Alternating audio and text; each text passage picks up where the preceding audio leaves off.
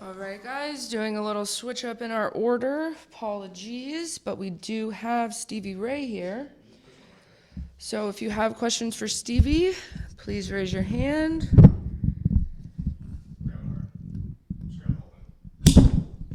Oh, like hold it, you mean?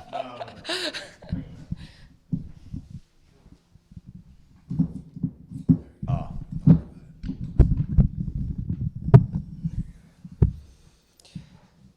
All right. Gavin, start us off, please. Hi, Stevie. I'm Gavin here. Hey, After mate. reaching the final last year, you need a finish to progress. Will you change your approach to ensure finish in the fight? What was that, sorry? After reaching the final last year, you now need a finish to progress because you're on 0 points. Will you change your approach in the fight to get a finish? Ah, right. Yeah, last year I had 0 points as well. I knew exactly what I needed last year. So I knew I needed the finish in 12 minutes and 34 seconds, I think it was.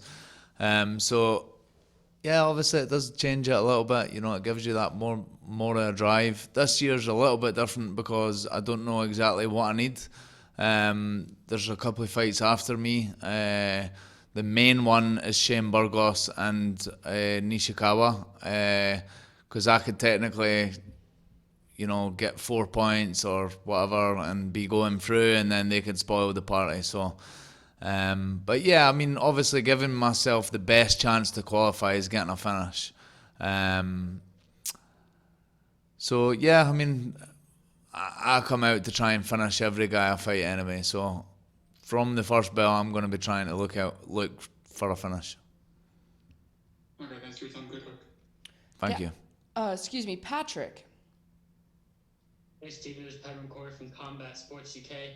So, in a recent interview, you mentioned potentially retiring after the season. Is that a motivator going into this matchup? Be more, because I think every athlete wants to retire on top of the game. Yeah, to be honest, man, like, I'm fucking really excited for this fight because, you know, it's like less pressure for me as well because I'm just going out there to enjoy it. You know, it's like, you know, it's like worst case scenario is still a good scenario for me. Worst case scenario is I lose and it'll be the first time I've ever lost 3 fights in a row. And maybe that will just be...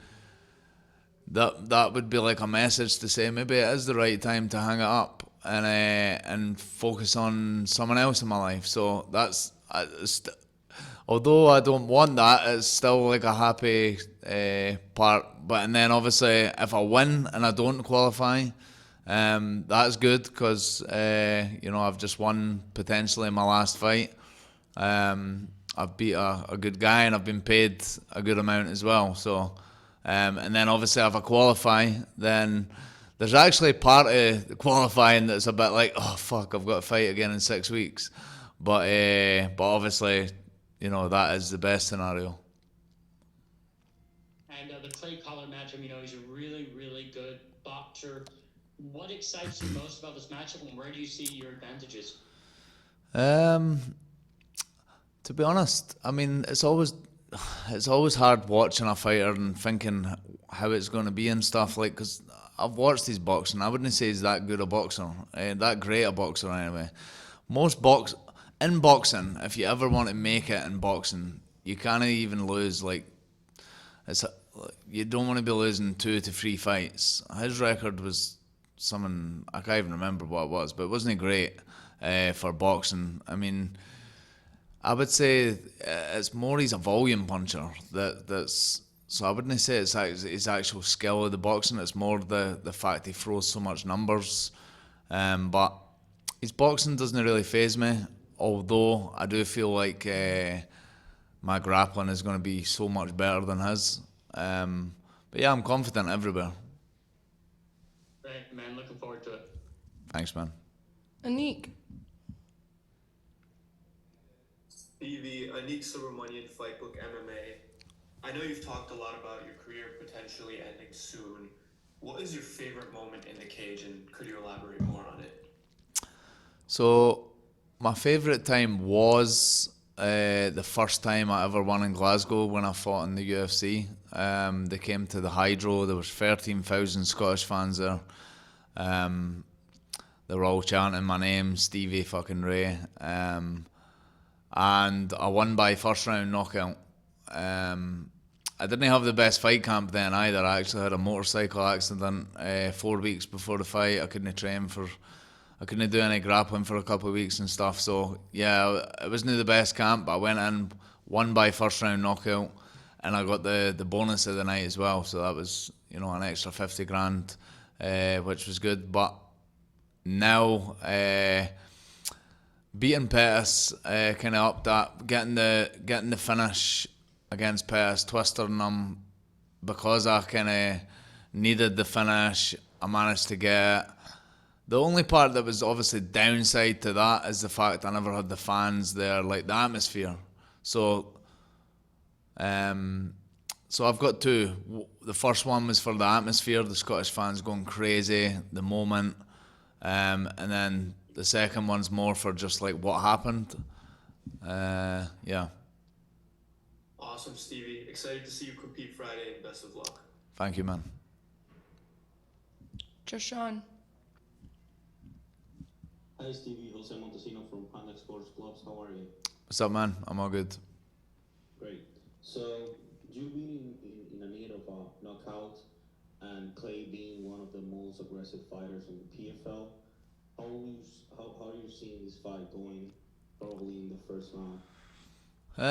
Well, when I look at Clay, he is a good fighter. He's a dangerous fighter.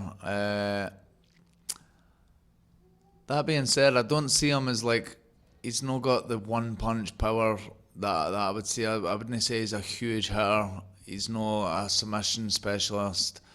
He's more, like I said, his biggest thing that he's good at is the volume and the pressure of the shots. He throws a lot of shots, a lot of numbers. So to be honest, I'm not really fazed for that. I'm not going to make it a fight where, I'm hoping it's not a fight where at the end they're looking at the scorecards and, you know, there's 300 punches to 50 of mine or whatever. I'm going in there to try and finish him. So whether that's on the ground or on the feet, it'll be his volume punching versus my power punching. One more question. Being last year in the finals and being in the same, almost in the same positions last year, regular season, how's your mindset? Is that something changed knowing that you surpassed last year's situation? Yeah, that's it. It's like, that's what I love about the PFL. Like, you know, I lost the first fight, but I've still got a chance to qualify. And look at last year, I had 0 points. I had the top seed. I had the number 1 seed. I needed to finish Anthony Pettis. Yeah, I got it done. And I know I've got the skills to do that. I mean, a lot of your confidence comes from your training. And, you know, I see the results in training. I train with top level guys, top level coaching. I know how good I am. It's just about obviously displaying it on the night. So, yeah, Friday night, we'll see. Thank you and good luck. Thank you. Jay Christian. Braveheart Stevie Ray, how are you, mate? What's up, man? I'm all good. Nothing much, chap. It's Jay Christian Gary Focus Vice Audio. I just wanted to ask you a quick couple questions. First of all, I know some of the hardest of the hardcore have seen you compete in promotions like Cage Warriors and Bama. A lot of people remember you from fighting in the UFC. But what has fighting in these last couple of years in the PFL meant for you, other than trying to get at, as you Brits like to say, at the top of the table?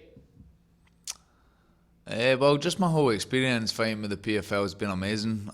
Just all the PFL staff that I've met, you know, it's been great. I never really got a chance to get as close to UFC staff and even the bosses and stuff. Like, you know, I've been able to, you know, chat and speak and get close to Ray Sefo and Peter and even Don and yeah, some of the like really top people, we've been treated absolutely amazing, and yeah, I'm just so grateful for obviously the PFL giving me the opportunity that they did, and I feel blessed to be a part of the company. Understood. And one more question. I know that over the course of this whole entire session, you've been contemplating retirement. Obviously, you've been talking about it this entire session so far. But let's just say after 37 fights, that this fight against Clay Collier, regardless of if you win or lose, could be your last fight. What would you hope that people would remember about your career as soon as you put those gloves in the center of the cage, if it does happen, without you winning that $1 million at the end? Yeah, what would I like to be remembered as? So when I retire, probably just that, you know, I always came to fight. I always tried to make it exciting. I always showed a lot of heart, and a lot of people that know my whole story know why I fight. You know, it's the biggest reason I fight is to provide for my family, for my wife and kids. So I'd like people to remember me as a hard worker, doing what needs to be done, and yeah, like, you know, I've went out there and proved all the doubters wrong. Sometimes I've been the underdog a lot of times in the fight and got the job done. So yeah, I'd like to be remembered for that. But yeah. I'm sorry if it was a loaded question, man, but So- still, all I gotta say is they ain't gonna take your pride, but they ain't gonna take your skill. No, they may take your pride, but they ain't gonna take your skill. So I wish you best of skill on Friday night, man. Thanks, man. Thank you. I'm excited for it. No problem. All right, Steven, last question, please. Hi Stevie, how you doing, man? What's up, buddy? I'm all good. How are you? Good. Of course, great name as well, Stevie. Steven, best name, right? That's it, man. We recently had the airing of the BBC documentary, Our Lives. Obviously focused around yourself, your wife, your family. Yep. How did that opportunity come about?